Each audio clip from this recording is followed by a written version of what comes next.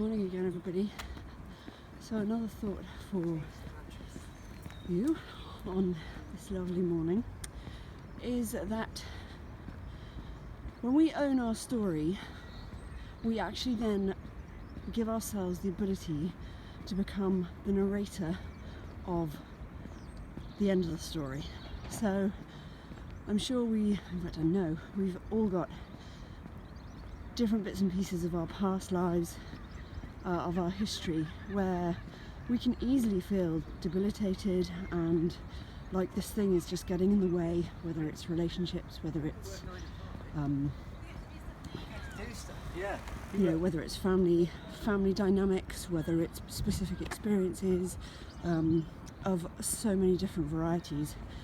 We can really bear our scars, but the reality is that when we start to own the shame, for instance, that goes with them, or the fear that goes with them, or the insecurities that go with them, or the inferiority complexes that go with them, when we start to own the fact that that is part of our inner narrative, we actually then empower ourselves to change.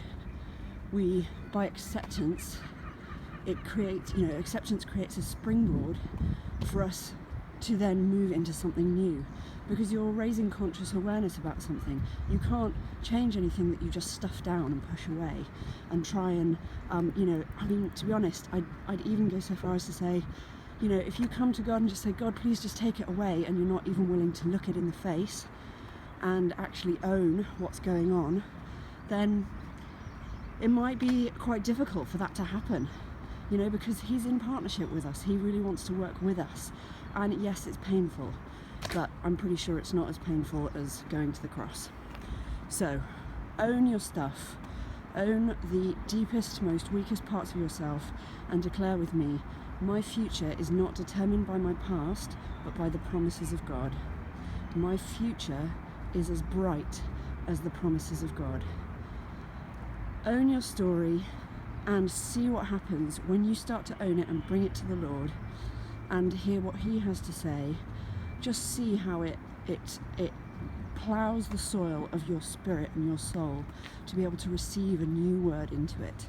The seed of the word of the Lord is strong and mighty.